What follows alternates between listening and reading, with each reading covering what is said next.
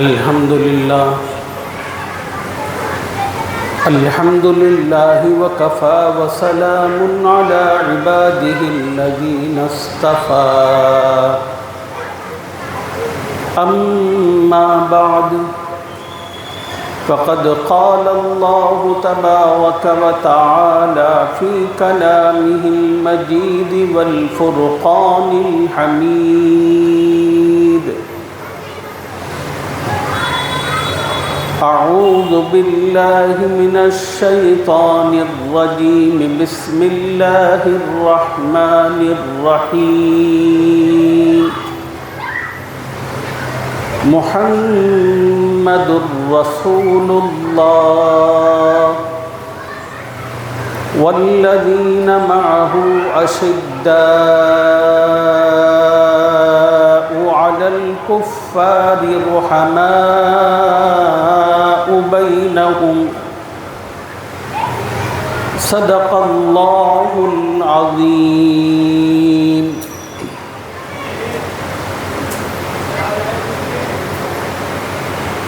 قابل احترام بزرگوں، نوجوان ساتھیوں،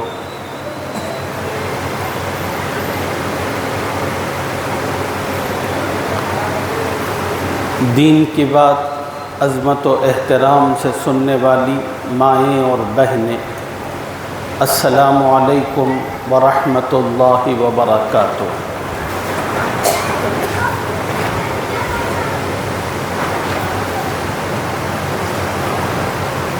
ذو الحج کے مہینے کی آخری تاریخیں چل رہی ہیں،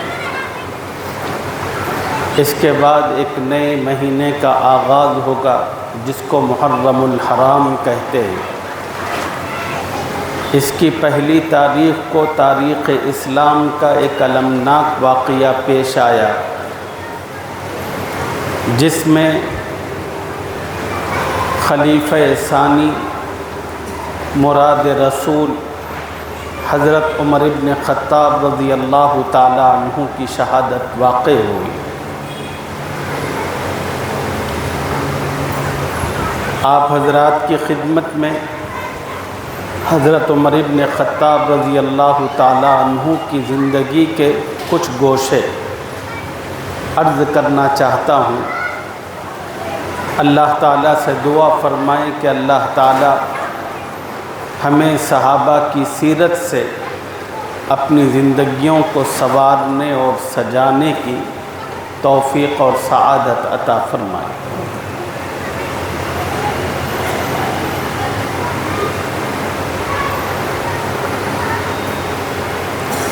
حضرت عمر ابن خطاب رضی اللہ تعالی عنہ وہ صحابی ہیں جن کے لیے رسول اللہ صلی اللہ علیہ وسلم نے اللہ سے دعا مانگی تھی۔ نبی علیہ السلام کی تشریف آوری کے بعد، آپ کی نبوت کے اعلان کے بعد، مکے کا سارا ماحول آپ کا مخالف ہو چکا تھا۔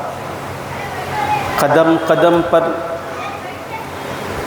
اسلام کی تبلیغ اور اس کی نشر و اشاعت کے لیے مخالفتوں کا سامنا تھا۔ نبی علیہ السلام کے لیے کھل کر اللہ کی بات کرنے کی اجازت نہیں تھی۔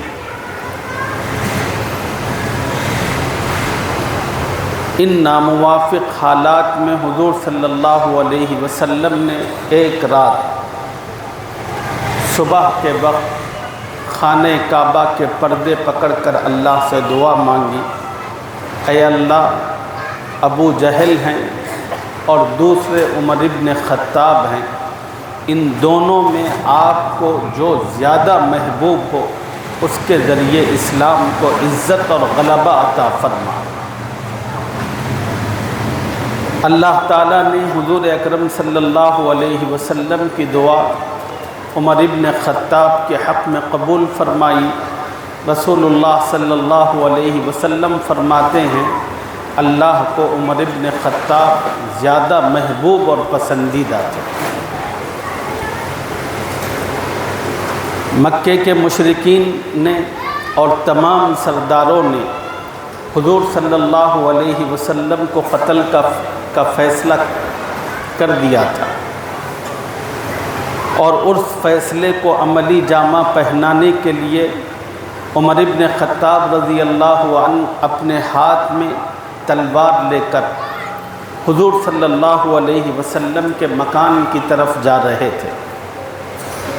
راستے میں حضرت ابو نعیم سے ملاقات ہوئی۔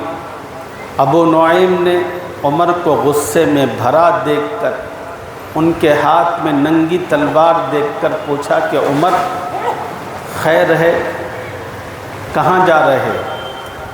عمر نے کہا کہ محمد صلی اللہ علیہ وسلم کو نعوذ باللہ قتل کرنے جا رہا۔ حضرت ابو نعیم نے کہا کہ عمر، رسول اللہ کی خبر تو بعد میں لینا، پہلے اپنے گھر کی خبر لو۔ سنا ہے کہ تمہاری بہن اور بہنوئی اسلام قبول کر چکے۔ بس یہ سننا تھا کہ حضرت عمر کا غصہ انتہائی بلندیوں کو چھونے لگا۔ کہنے لگے چلو پہلے اپنے ہی گھر کا قصہ تمام کرتا ہوں۔ عمر رضی اللہ تعالی عنہ اپنے بہن بہنوئی کے گھر کی طرف چلے۔ وہاں پر پہنچے تو دیکھا کہ اندر سے بہن بہنوئی کلام پاک کی تلاوت کر رہے تھے، سیکھ رہے تھے، اور حضرت خباب انہیں پڑھا رہے تھے، اور یہ آواز تلاوت کی عمر کے کانوں میں پہنچی تو حضرت عمر کے غصہ اور تیز ہو۔ انہوں نے غصے سے دروازہ دھڑدھڑایا تو اندر سے بہنوئی نے پوچھا کہ کون ہے؟ تو باہر سے جواب آیا کہ عمر ہے۔ بس عمر کا نام سننا تھا، فوراً قرآن پاک کے جو اوراق تھے اس کو ایک جگہ چھپا دیا گیا۔ پڑھانے والے جو صحابی تھے ان کو ایک ڈرم کے اندر ڈال دیا گیا۔ اب بہن بہنوئی سادے ہو کر دروازہ کھولا۔ حضرت عمر اندر داخل ہوئے۔ سب سے پہلے اپنے بہنوئی سے کہا کہ بتاؤ، جب میں تمہارے گھر آیا تھا تو تمہاری کچھ آوازیں مجھے سنائی دے رہی تھی، تم کیا پڑھ رہے تھے؟ بہن نے کہا ہم دونوں بات کر رہے تھے۔ حضرت عمر نے کہا کہ میں نے سنا ہے کہ تم بے دین ہو چکے ہو۔ تو بہنوئی نے کہا کہ عمر سنو، تم جس دین کو مانتے ہو وہ دین صحیح اور حق نہیں ہے۔ سچا دین وہ ہے جس کی میں گواہی دیتا ہوں اللہ کے سوا کوئی معبود نہیں، اور محمد صلی اللہ علیہ وسلم اللہ کے رسول ہیں۔ بس یہ سننا تھا کہ حضرت عمر کا خون کھول اٹھا اور بہنوئی پر پل پڑے۔ شوہر کو پٹتا دیکھ کر بہن بچانے آئی تو حضرت عمر نے بہن کو بھی دھنک کر رکھ دیا۔ اتنا مارا کہ بہنوئی ایک طرف بے ہوش ہو گیا اور بہن خون سے لہو لہان ہو گئی۔ بہن کے چہرے اور ناک سے خون کو رستا ہوا دیکھا تو حضرت عمر کا دل بھی تھوڑا سا پسیجا۔ وہ بہن حضرت عمر کو مخاطب کر کے کہنے لگی، عمر، جس خطاب کے تم بیٹے ہو میں بھی اسی خطاب کی بیٹی ہوں۔ تم مار مار کر تھک سکتے ہو لیکن میں دین اسلام کا دامن چھوڑ نہیں سکتی۔ جب بہن نے اتنی وضاحت سے یہ بات کہی تو حضرت عمر کو کچھ ہوش آیا، کچھ شرمندگی اور ندامت محسوس ہوئی کہ میں نے اتنا ظلم کر دیا اپنی بہن پر۔ پھر حضرت عمر نے کہا کہ اچھا مجھے بھی تو دکھاؤ وہ تم کیا چیز پڑھ رہے تھے۔ بہن نے کہا کہ بھائی تم گندے اور ناپاک ہو، قرآن مجید یہ اللہ کا پاکیزہ کلام ہے، گندے لوگ نہ اس کو چھو سکتے ہیں نہ پڑھ سکتے ہیں، اس کو پڑھنے کے لیے پہلے آپ غسل کر لو۔ چنانچہ حضرت عمر کے لیے غسل کا انتظام کیا گیا۔ ادھر عمر غسل کر رہے تھے اور ادھر ان کی بہن اللہ کی بارگاہ میں مصلی بچھا کر سجدے میں آہ و زاری کے ساتھ عرض کر رہی تھی الہ العالمین، میرے بس میں جو ممکن تھا میں نے عمر کو کہ ظاہر کو پاک و صاف کیا۔ اے اللہ، عمر کے دل کو اور اس کے اندرون کو پاک و صاف کرنا یہ آپ کے قبضۂ قدرت میں ہے، عمر کے دل کو پلٹ دیجیے۔ حضرت عمر نے سورہ طٰہٰ سنی تو حضرت عمر کا دل نرم ہو گیا، بلکہ اسلام کے لیے ہموار ہوا۔ حضرت عمر نے بہن سے کہا، بہن مجھے بھی رسول اللہ صلی اللہ علیہ وسلم کی خدمت میں لے چلو۔ حضرت خباب جو اندر چھپے ہوئے تھے وہ ایک دم سے باہر آئے اور آ کر کہنے لگے کہ عمر خوشخبری ہو، رسول اللہ صلی اللہ علیہ وسلم نے تمہارے لیے اللہ سے دعا فرمائی تھی، لگتا ہے کہ نبی علیہ السلام کی دعا تمہارے حق میں قبول ہو چکی ہے۔ حضرت عمر رضی اللہ تعالی عنہ حضور صلی اللہ علیہ وسلم کی خدمت میں پہنچے تو اس حال میں کہ ان کے ہاتھ میں تلوار تھی۔ جب مسلمانوں نے حضرت عمر کو اس حال میں اپنی طرف آتے دیکھا تو مسلمانوں میں بے چینی دوڑی۔ حضرت حمزہ جو نبی علیہ السلام کے چچا تھے ان سے کہا گیا کہ عمر آ رہے ہیں، تو حضرت حمزہ نے کہا کہ کوئی بات نہیں، اگر وہ اچھے ارادے سے آتا ہے تو آئے، اور اگر غلط ارادے سے آتا ہے تو میں اسی کی تلوار لے کر اس کی گردن کاٹ دوں گا۔ چنانچہ حضرت عمر آئے اور نبی علیہ السلام سے بڑے ادب سے عرض کیا، یا رسول اللہ، عمر کو کلمہ پڑھا دیجئے اور اپنے غلاموں میں عمر کو شامل فرما لیجئے۔ اس طرح نبی علیہ السلام کی دعا قبول ہوئی اور اللہ نے حضرت عمر کے ذریعے اسلام کو عزت اور غلبہ عطا فرمایا۔ عزت و غلبہ اسلام کو عمر کے ذریعے کس طرح حاصل ہوا؟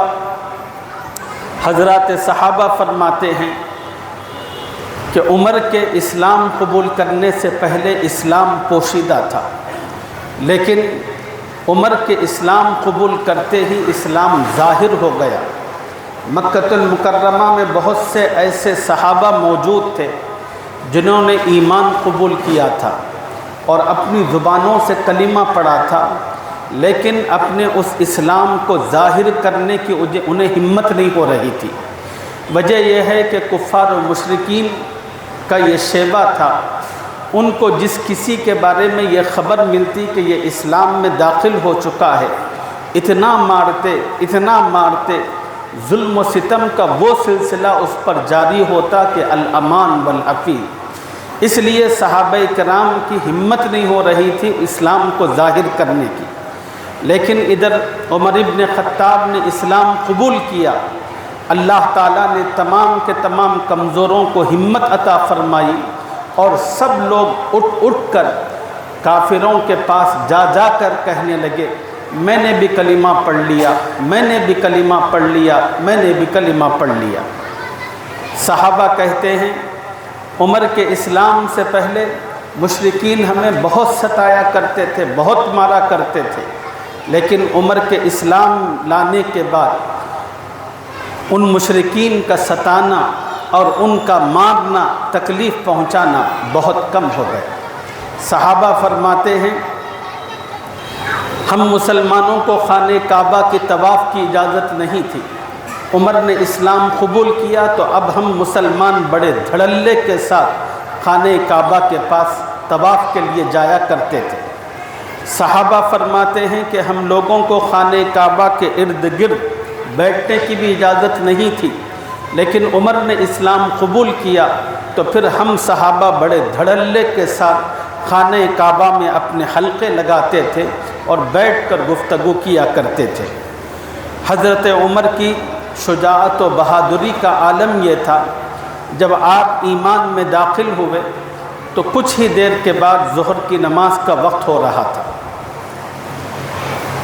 تمام کے تمام مسلمان نماز ظہر کی تیاری کرنے لگے۔ حضرت عمر رضی اللہ تعالی عنہ نے پوچھا کہ کیا کر رہے؟ سب نے کہا کہ عمر نماز کا وقت ہو رہا ہے، نماز ادا کر رہے ہیں۔ حضرت عمر نے کہا کہ نماز یہاں پر کیوں ادا کی جا رہی ہے؟ خانہ کعبہ کے اندر کیوں نہیں ادا کی جاتی؟ تو رسول اللہ صلی اللہ علیہ وسلم نے فرمایا کہ عمر تیری قوم بہت ستاتی ہے۔ تو حضرت عمر نے عرض کیا کہ یا رسول اللہ اب تک آپ یہاں پڑھتے تھے، لیکن اب عمر آپ کا غلام بن چکا ہے، اب آپ کو نماز خانہ کعبہ میں پڑھنی ہوگی۔ چنانچہ حضرت عمر کی قیادت میں تمام کے تمام صحابہ چلے، دار ارقم سے خانہ کعبہ کی طرف پہلی نماز خانہ کعبہ کے اندر عمر کے اسلام کے بعد مسلمانوں نے ادا فرمائی۔ یہ حضرت عمر تھے جن کی وجہ سے اللہ نے اسلام کو اس طرح کا غلبہ اور عزت عطا فرمائی۔ جب اللہ تعالیٰ کی جانب سے ہجرت کا حکم آیا تو تمام کے تمام صحابہ رات کی تاریکی میں چھپ چھپ کر مکے سے مدینے کی طرف ہجرت کرنے لگے، لیکن جب حضرت عمر کے لیے ہجرت کا وقت آیا تو حضرت عمر سیدھا خانہ کعبہ آئے، تیر اور تلوار سے لیس ہو کر آ کر خانہ کعبہ کا طواف کیا، نماز پڑھی۔ تمام کے تمام بڑے مشرکین وہاں موجود تھے۔ عمر ان کے پاس گئے اور جا کر کہا کہ سنو، عمر مدینہ جا رہا ہے۔ کسی کی ماں نے یہ ہمت دی ہے کسی بیٹے کو وہ آ کر عمر کا راستہ روک کر دکھائے۔ جس کو اپنی بیوی کو بیوہ کرنا ہو، جسے اپنے بچوں کو یتیم بنانا ہو، وہ آئے عمر سے مقابلہ کرنے کے لیے۔ اور عمر نے کہا کہ سنو، میں کھل کر بتا رہا ہوں کہ میں جا رہا ہوں، کل کہیں تم یوں نہ کہو لوگوں کے درمیان عمر تو چھپتا چھپاتا چلا گیا۔ اگر عمر بتاتا تو ہم اس کے ساتھ مقابلہ کرتے، تاکہ تمہارے دلوں میں اس قسم کی کوئی خواہش نہ رہے۔ میں کھل کر بتا رہا ہوں، لیکن کسی کافر کی ہمت اور مجال نہ ہوئی حضرت عمر کا راستہ روکنے کی اور ان کے مقابلے میں آنے کی۔ اللہ تعالیٰ نے حضرت عمر کو اس طرح کی بہادری عطا فرمائی تھی۔ حضرت عمر رضی اللہ تعالیٰ عنہ کو یہ اعزاز حاصل تھا کہ وہ حضور صلی اللہ علیہ وسلم کے خسر محترم تھے۔ حضرت عمر رضی اللہ تعالیٰ عنہ کی ایک صاحبزادی حضرت حفصہ ہیں، یہ ام المؤمنین تھی، نبی علیہ السلام کی زوجہ ہونے کا انہیں شرف حاصل تھا اور یہ پوری امت کی ماں تھی۔ واقعہ یہ ہے کہ حضرت حفصہ رضی اللہ تعالیٰ عنہا کا نکاح ایک صحابی رسول سے ہو چکا تھا، ان کا انتقال ہوا تو حضرت عمر رضی اللہ تعالیٰ عنہ حضرت ابو بکر کے پاس گئے، جا کر کہا کہ ابو بکر میری بہن سے نکاح کر لو۔ حضرت ابو بکر خاموش تھے، کوئی جواب نہ دیا۔ کہا کہ عمر دیکھیں گے۔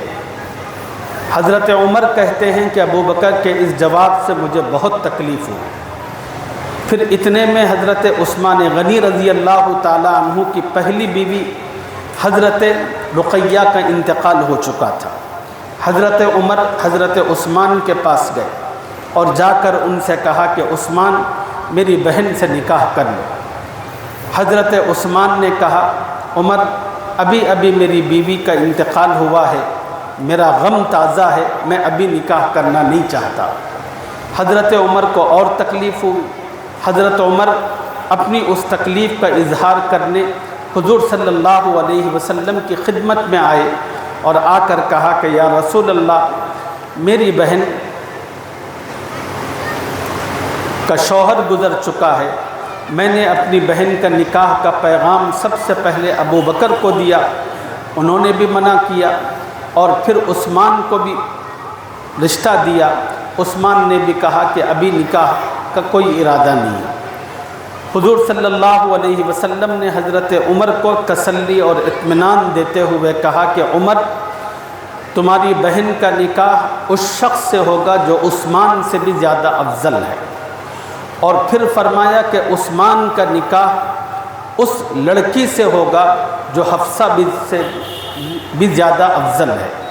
چنانچہ حضور صلی اللہ علیہ وسلم نے حضرت حفصہ سے خود نکاح فرمایا اور حضرت عثمان غنی رضی اللہ تعالیٰ عنہ کو اپنی دوسری بیٹی ام کلثوم عطا فرمائی۔ اس طرح حضرت عمر رضی اللہ تعالی عنہ کو نبی علیہ السلام کا خسر محترم ہونے کا بھی اعزاز اور شرف حاصل ہے۔ نبی کریم صلی اللہ علیہ وسلم کی محبت، نبی صلی اللہ علیہ وسلم حضرت عمر رضی اللہ تعالی عنہ سے غیر معمولی محبت فرمایا کرتے تھے۔ ایک صحابی ہیں حضرت عمرو بن العاص رضی اللہ تعالی عنہ، وہ بیان فرماتے ہیں ایک غزوے میں نبی علیہ السلام نے مجھے امیر بنایا تھا، میں حضور صلی اللہ علیہ وسلم کی خدمت میں حاضر ہوا اور عرض کیا یا رسول اللہ، تمام انسانوں میں آپ کو سب سے زیادہ محبت کس سے ہے؟ رسول اللہ صلی اللہ علیہ وسلم نے فرمایا مجھے سب سے زیادہ محبت عائشہ سے ہے۔ پھر عمرو بن العاص رضی اللہ عنہ نے دوسرا سوال کیا یا رسول اللہ، مردوں میں آپ کو سب سے زیادہ محبت کس سے ہے؟ حضور صلی اللہ علیہ وسلم نے فرمایا عائشہ کے بعد ابو بکر سے ہے۔ حضرت عمرو بن العاص رضی اللہ عنہ نے پھر سوال کیا یا رسول اللہ، ابو بکر کے بعد آپ کو سب سے زیادہ محبت کس سے ہے؟ تو حضور صلی اللہ علیہ وسلم نے فرمایا پھر مجھے عمر سے ہے۔ اور حضرت عمر رضی اللہ تعالی عنہ کو بھی رسول اللہ صلی اللہ علیہ وسلم سے بے انتہا محبت تھی۔ نبی علیہ السلام کی ایک مشہور ترین حدیث ہے جس میں آپ نے اپنی تمام امت سے مطالبہ کیا لا یؤمن احدکم حتی اکون احب الیہ من والدہ وولدہ والناس اجمعین۔ حضور صلی اللہ علیہ وسلم نے فرمایا تم میں سے کوئی آدمی اس وقت تک کامل مکمل مسلمان نہیں ہو سکتا جب تک کہ میں اس کے نزدیک اس کی اپنی ذات سے، اس کے اپنے ماں باپ سے، اس کے بیوی بچوں سے، اس کے مال و منال سے زیادہ محبوب نہ ہو جاؤں۔ ایک مرتبہ حضرت عمر حضور صلی اللہ علیہ وسلم کی خدمت میں آئے اور آ کر عرض کیا کہ یا رسول اللہ، آپ مجھے میرے ماں باپ سے، میرے بیوی بچوں سے، میری مال و جائیداد سے زیادہ محبوب ہے، پسندیدہ ہے۔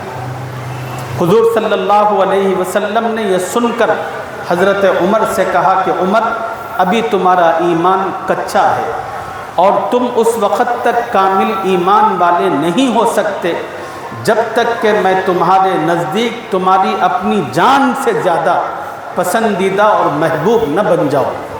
تو حضرت عمر کچھ دیر خاموش رہے اور پھر نگاہ اٹھا کر کہا کہ یا رسول اللہ، اب آپ میرے نزدیک میری جان سے بھی زیادہ محبوب ہیں۔ تو پھر نبی علیہ السلام نے فرمایا کہ الآن یا عمر، اے عمر، اب تمہارا ایمان مکمل ہو چکا ہے۔ ایک طرف حضرت عمر کے دل میں بھی رسول اللہ کی اتنی غیر معمولی اور بے لوث محبت تھی، تو دوسری طرف رسول اللہ صلی اللہ علیہ وسلم کی بھی بے لوث محبت تھی۔ موافقات عمر۔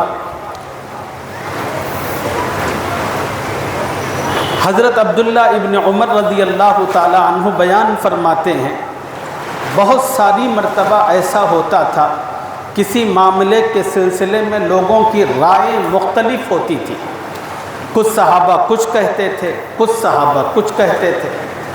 تو حضرت عبداللہ ابن عمر کہتے ہیں میرے والد عمر جو کہتے تھے، رائے میں جو پیش کرتے تھے، قرآن اللہ تعالیٰ کا کلام عرش سے اسی کی موافقت میں اترا کرتا تھا۔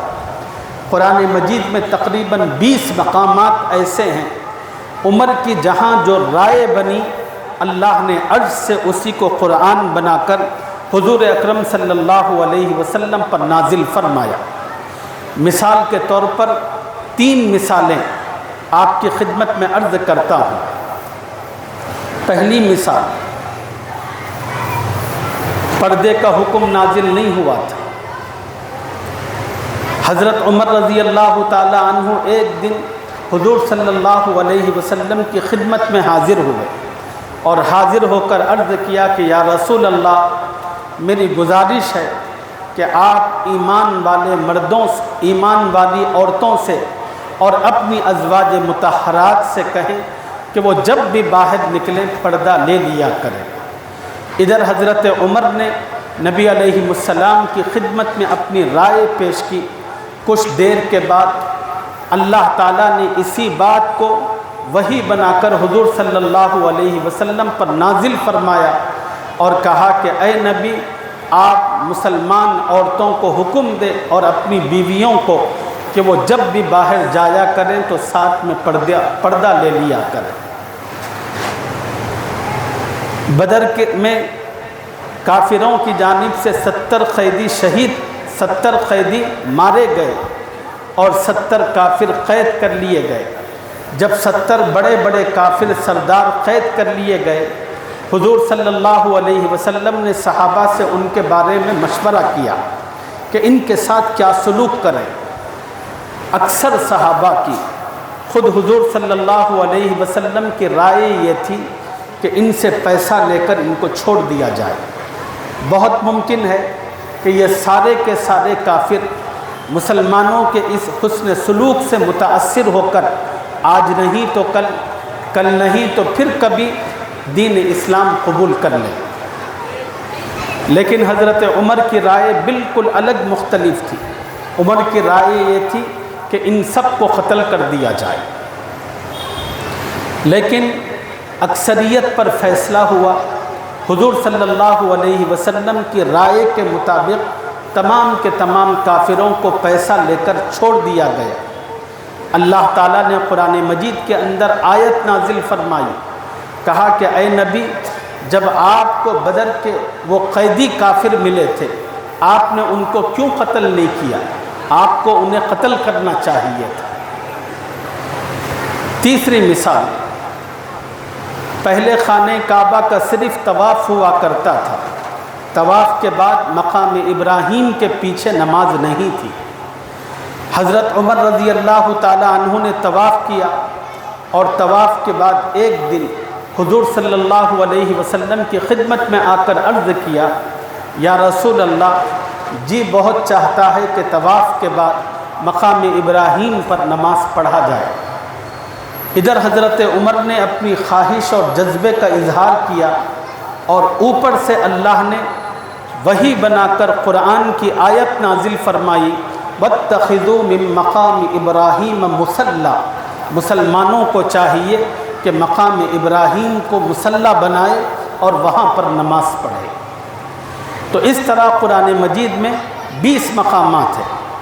ایک موقع پر حضور صلی اللہ علیہ وسلم نے فرمایا، ہر امت میں کوئی نہ کوئی ایک آدمی ایسا ہوتا ہے جس سے اللہ گفتگو اور کلام کرتے ہیں۔ نبی علیہ السلام نے فرمایا کہ میری امت میں وہ شخص عمر ہے جس کی زبان سے اللہ کلام کرتا ہے۔ نبی علیہ السلام نے ایک موقع پر فرمایا، اللہ تعالیٰ نے حق کو عمر کی زبان اور عمر کے دل پر جاری فرمایا۔ ایک موقع پر نبی صلی اللہ علیہ وسلم نے عمر ابن خطاب سے متعلق کہا کہ عمر، اللہ تعالیٰ نے مجھ پر نبوت و رسالت کا سلسلہ ختم فرما دیا، اگر نبوت و رسالت کے سلسلے کو جاری رہنا ہوتا تو میری امت میں میرے بعد تم تھے جو میرے بعد نبی بنائے جاتے۔ نبی علیہ السلام نے حضرت عمر ابن خطاب کی فضیلت میں ایک موقع پر فرمایا کہ عمر، تم سے تو شیطان بھی گھبراتا ہے۔ ایک اور حدیث موقع پر فرمایا کہ عمر، تم جس راستے سے گلی سے گزرتے ہو، شیطان بھی تمہیں دیکھ لے تو اس گلی کو چھوڑ کر راستہ بدلتا ہے۔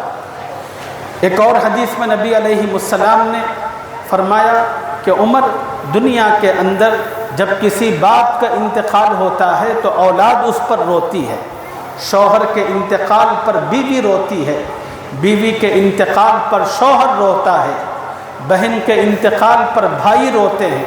عمر، جب تو اس دنیا سے گزرے گا، تیرے نبی محمد الرسول اللہ کا دین قیامت تک کے لیے سسکتا اور بلکتا روتا ہوا رہ جائے گا، کوئی اس کو تھامنے والا، اٹھانے والا نہیں ہوگا۔ اللہ نے عمر رضی اللہ عنہ کے ذریعے اسلام کی زبردست خدمت لی، اور حضرت عمر نے بھی اسلام کی اپنی وسعت اور استطاعت سے بڑھ کر خدمت کی۔ حضرت عمر رضی اللہ تعالی عنہ حضرت ابو بکر صدیق رضی اللہ تعالی عنہ کے بعد خلیفہ بنے، اور 10 سال تک انہوں نے بار خلافت کو سنبھالا، اور اس پورے عرصے کے اندر عمر ابن خطاب نے اسلام اور مسلمانوں کی فلاح اور بہبود کے لیے جو خدمات انجام دی وہ انتہائی روشن ہے، اور دنیا اس کی مثال پیش کرنے سے قاصر ہے۔ دور حکومت، دور نظامت میں ایسی نئی چیزوں کو حضرت عمر نے متعارف کروایا، اس سے پہلے دنیا میں وہ چیزیں موجود نہیں تھیں۔ آج کے موجودہ سسٹم میں وہ جتنی بھی چیزیں موجود ہیں یہ حضرت عمر ہی کی دین ہے اور حضرت عمر ہی کی یادگار ہے۔ حضرت عمر رضی اللہ تعالی عنہ کے زمانے میں اللہ نے نبی کے دین کو عرب سے نکال کر عجم میں دور دور تک پہنچایا تھا۔ 10 سالہ حکومت کے اندر دین اسلام جزیرۃ العرب سے نکل کر تقریباً آدھی دنیا پر قائم ہو چکا تھا۔ برنارڈ شاہ ایک انگریز مورخ لکھتا ہے اور کہتا ہے اگر اسلام میں ایک دوسرا عمر بھی پیدا ہوتا تو پھر روئے زمین پر اسلام کے سوا کوئی اور مذہب باقی نہیں رہتا۔ حضرت عمر نے اپنے 10 سالہ دور خلافت میں 22 لاکھ مربع میل زمین پر حکمرانی قائم کی۔ اتنی بڑی حکومت و سلطنت کے باوجود عمر کی زندگی انتہائی سادہ، اتنی سادہ ہوتی تھی کہ حضرت عمر جب لیٹتے تھے تو اپنے سر کے نیچے پتھر یا اینٹ رکھا کرتے تھے اور ایسے ہی لیٹتے تھے۔ اور حضرت عمر کی سادگی کا عالم یہ تھا کہ کپڑے انتہائی سادہ پہنتے تھے، 12 پیون کپڑے میں لگے ہوئے ہوتے تھے۔ 22 لاکھ مربع میل کا حکمران اور سادگی کا یہ عالم ہوتا تھا۔ حضرت عمر رضی اللہ تعالی عنہ کا عدل و انصاف بڑا مشہور و معروف، کتنے عادل تھے، اس کو سمجھنے کے لیے ایک چھوٹا سا واقعہ آپ کی خدمت میں عرض کرتا ہوں۔ حضرت عمر کی خدمت میں کہیں سے مشک آیا تھا۔ حضرت عمر چاہتے تھے کہ وہ مشک صحابہ میں تقسیم کریں، چھوٹی چھوٹی شیشیوں میں ڈال کر۔ ان کی بیوی نے حضرت عمر سے عرض کیا امیر المؤمنین اگر آپ کی اجازت ہو تو میں شیشیوں میں مشک ڈال کر تقسیم کر دوں۔ حضرت عمر نے منع فرمایا کہ نہیں۔ بہت دیر کے بعد جب غلام آیا تو حضرت عمر نے غلام کو حکم دیا کہ ان شیشیوں کے اندر مشک تم ڈالو۔ بیوی نے تنہائی میں پوچھا کہ عمر تم نے مجھے کیوں منع کیا اور اس غلام کو کیوں اجازت دی؟ حضرت عمر نے کہا کہ تم مشک ڈالتی تو کچھ نہ کچھ مشک تمہاری انگلیوں کو رکھتا اور تم اس سے فائدہ اٹھاتی، اس کو سونگھتی اور ہمارے گھر کے اندر بھی خوشبو پھیلتی۔ یہ ہمارا حق نہیں تھا۔ اگر قیامت کے دن اللہ اس بابت مجھ سے سوال کرتا عمر تیری بیوی کے انگلیوں کو جو مشک لگی تھی اس کی خوشبو تو نے کیسے سونگھ لی، حالانکہ یہ تیرا حق نہیں تھا، تو میں اللہ کے پاس کیا جواب دیتا؟ یہ حضرت عمر کا عدل و انصاف تھا، اور اس طرح کی بے نظیر حکومت انہوں نے قائم فرمائی۔ حضرت عمر نے اپنی زندگی کے آخری مرحلے میں اللہ تعالیٰ سے ایک عجیب دعا فرمائی تھی، اللہم ارزقنا شہادتاً فی سبیلک ووفاتاً فی بلد حبیبک۔ اے اللہ میں عمر تجھ سے 2 گزارشات عرض کرتا ہوں۔ پہلی گزارش یہ ہے کہ اے اللہ عمر کو شہادت کی موت عطا فرما۔ دوسری گزارش یہ ہے کہ اے اللہ عمر کو نبی کے شہر میں موت عطا فرما۔